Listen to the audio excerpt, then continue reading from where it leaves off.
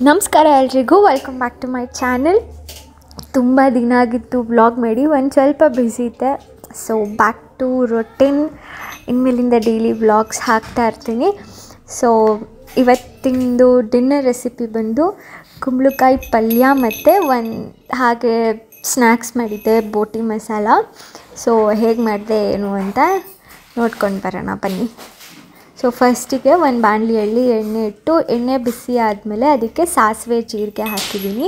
ಅದಾದಮೇಲೆ ಅದಕ್ಕೆ ಒಂದು ಸ್ವಲ್ಪ ಕರಿಬೇವಿನ ಸೊಪ್ಪು ಮತ್ತು ಒಂದು ಸ್ವಲ್ಪ ಕಡಲೆಬೇಳೆ ಹಾಕಿದ್ರೆ ಟೇಸ್ಟ್ ತುಂಬ ಚೆನ್ನಾಗಿರುತ್ತೆ.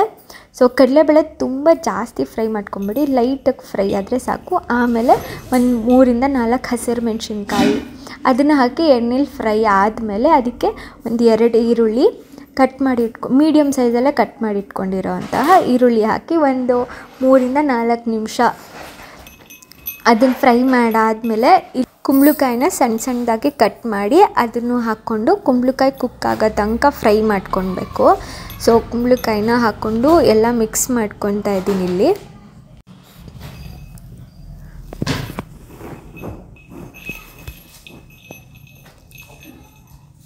ಸೊ ಅದು ಕುಕ್ ಆಗೋಕ್ಕೆ ಒಂದು 5-6 ನಿಮಿಷ ಹಾಗೆ ಒಂದು ಪ್ಲೇಟ್ ಕ್ಲೋಸ್ ಮಾಡಿ ಬಿಡೋಣ. ಸೊ ಈ ಕಡೆ ಸೈಡಲ್ಲಿ ನಾನು ಬೋಟಿ ಮಸಾಲ ರೆಡಿ ಮಾಡ್ಕೊತಾ ಇದ್ದೀನಿ. ಅದಕ್ಕೆ ಏನಿಲ್ಲ, ಸಣ್ಣದಾಗಿ ಕಟ್ ಮಾಡಿ ಇಟ್ಕೊಂಡಿರೋಂತಹ ಈರುಳ್ಳಿ, ತುರಿದಿರೋಂತಹ ಕ್ಯಾರೆಟ್, ಇದೆರಡೂ ಹಾಕ್ಕೊಂಡು ಅದಕ್ಕೆ ಸ್ವೀಟ್ ಚಟ್ನಿ ಮತ್ತು ಖಾರ ಚಟ್ನಿ ಹಾಕ್ಕೊಬೇಕು. ನಾನು ಆಲ್ರೆಡಿ ಸ್ವೀಟ್ ಚಟ್ನಿ ಖಾರ ಚಟ್ನಿ ಮಾಡೋ ರೆಸಿಪಿ ಹಾಕಿದ್ದೀನಿ ಟಿಕ್ಕಿ ಪುರಿ ಮಸಾಲ ರೆಸಿಪಿಯಲ್ಲಿ. ಸೊ ನೀವು ಆ ವಿಡಿಯೋ ನೋಡಿಲ್ಲ ಅಂದರೆ ಡಿಸ್ಕ್ರಿಪ್ಷನಲ್ಲಿ ಟ್ಯಾಗ್ ಮಾಡಿರ್ತೀನಿ, ಹೋಗಿ ನೋಡಿ, ಓಕೆನಾ.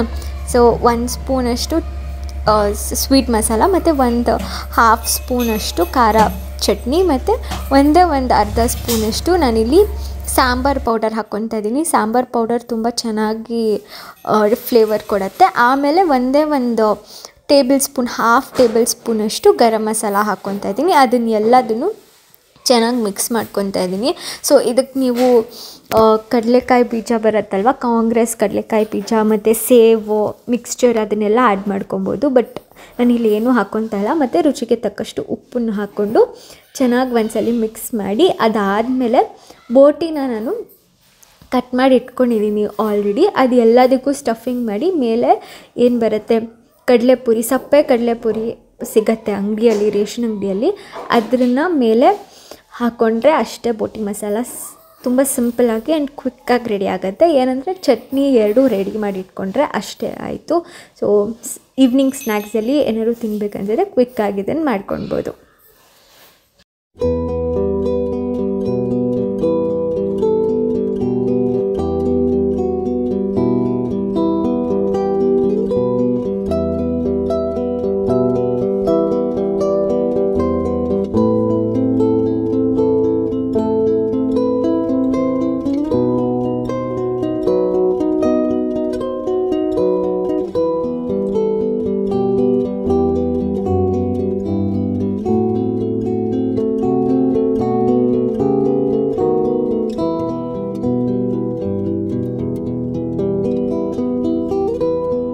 ನೆಕ್ಸ್ಟ್ ಕುಂಬಳಕಾಯಿ ಏನು ಕುಕ್ ಮಾಡೋಕ್ಕೆ ಇಟ್ಕೊಂಡಿದ್ವಿ ಅಲ್ವಾ, ಸೊ ಇವಾಗ ಕುಂಬಳಕಾಯಿ ಸಾಫ್ಟ್ ಆಗಿರುತ್ತೆ.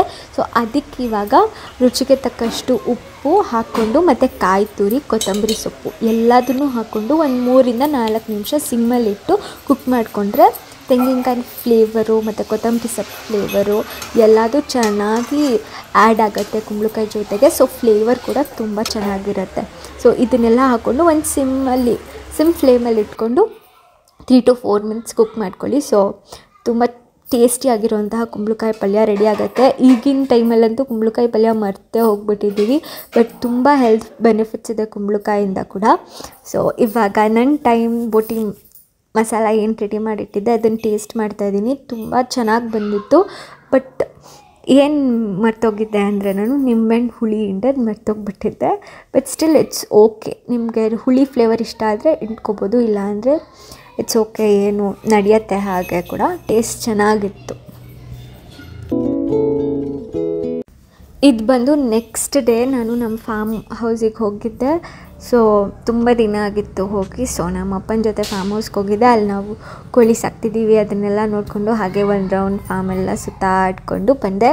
ಸೊ ಅದ್ರದ್ದು ಒಂದು ಚಿಕ್ಕ ಪುಟ್ಟ ಕ್ಲಿಪ್ಪಿಂಗ್ಸ್ ಹಾಕಿದ್ದೀನಿ, ಹೋಗಿ ನೋಡ್ಕೊಂಡು ಬನ್ನಿ.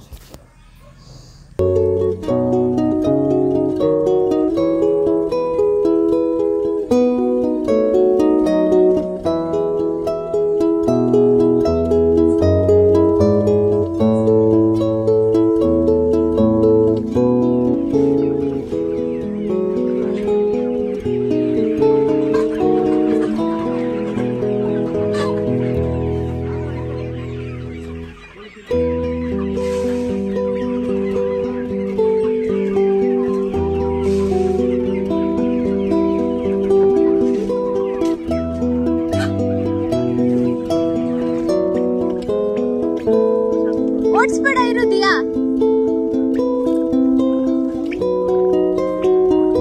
ನೀನ್ ಮಾಡು ಅವ್ರ ತರ ಸೌಂಡ್.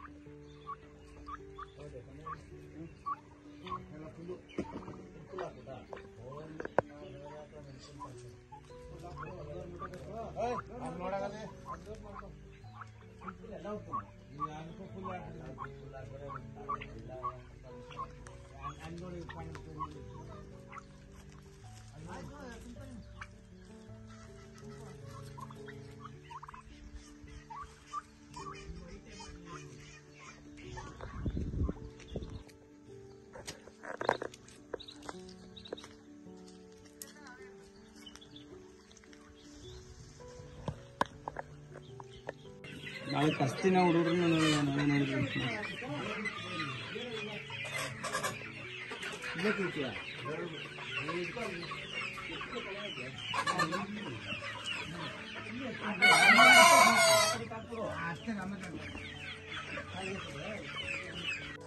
ಹೊಡೆದೇ ಹೋಯ್ತು. ಇವ್ನು ಕೇಳಲ್ಲ ನಿಂದ್ಲೇ, ಇವನ್ನೆಲ್ಲ ಕ್ಲಾಸ್ ಕೆಲಸನ ನೀನು ಮಾಡೋದ್ಲೇ, ಏನಲ್ಲೇ ಇದು ಮಾಡಿ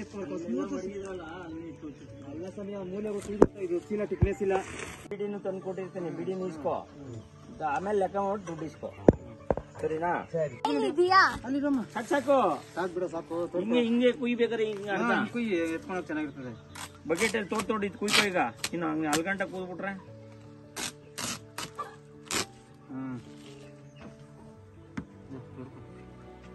ಅಕ್ಕಿ ರೈಟ್ ಕಣ ಸ್ವಾಮಿ, ಏನೋ 10 ರೂಪಾಯಿ 12 ರೂಪಾಯಿ ಆಗಿರೋ ನಮ್ದು.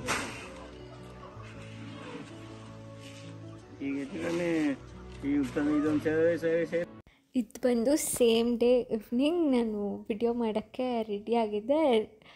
ಆ ವಿಡಿಯೋ ಮಾಡಿ ಮುಗಿಸೋ ಅಷ್ಟರಲ್ಲಿ ಒಂದು ಕಣ್ಣಲ್ಲಿ ಐಲೈನರ್ ಇದೆ, ಇನ್ನೊಂದು ಕಣ್ಣಲ್ಲಿ ಐಲೈನರ್ ಪೂರ್ತಿ ಹೊರಟೋಗಿತ್ತು. ಅದನ್ನೇ ಅಮ್ಮನ ಹತ್ರ ಹೇಳ್ತಾ ಇದ್ದೆ. ಅಮ್ಮ ವಿಯರ್ಡ್ ರಿಯಾಕ್ಷನ್ಸ್ ಕೊಡ್ತಾಯಿದ್ರು ಅದಕ್ಕೆ. ಸೊ ನಂದು ಯಾವಾಗಲೂ ಇಷ್ಟ, ಒಂದು ಕಣ್ಣಲ್ಲಿ ಐಲೈನರ್ ಇರುತ್ತೆ, ಇನ್ನೊಂದು ಕಣ್ಣಲ್ಲಿ ಹೊರಟೆ ಹೋಗ್ಬಿಟ್ಟಿರುತ್ತೆ. ಅದು ಏನು ರೀಸನ್ ಅಂತ ನನಗೆ ಗೊತ್ತಿಲ್ಲ. ಸೊ ಅದಾದಮೇಲೆ ರೆಡಿಯಾಗಿ ರಾಯರ ದೇವಸ್ಥಾನಕ್ಕೆ ಹೋಗಿ ಬಂದಮೇಲೆ ಒಂದು ಬುಕ್ ಓದ್ತಾ ಇದ್ದೆ ನಾನು. ದ ಮೌಂಟೇನ್ ಈಸ್ ಯು ಅಂದ್ಬಿಟ್ಟು ತುಂಬ ಚೆನ್ನಾಗಿದೆ ಬುಕ್ಕು. ನಿಮಗೂ ಯಾರಿಗಾದ್ರೂ ಓದಬೇಕಂದ್ರೆ ಒಂದು ಒಳ್ಳೆ ಬೆಸ್ಟ್ ರೆಕಮೆಂಡೇಷನ್ ಮಾಡ್ತೀನಿ, ಆ ಬುಕ್ ಓದಿ, ಓಕೆನಾ? ಸೊ ಏನೇನು ಮಾಡ್ತೆ ಅಂತ ಇದೆ ಈ ವಿಡಿಯೋದಲ್ಲಿ. ಸೊ ಹೋಗಿ ನೋಡ್ಕೊಂಡು ಬನ್ನಿ.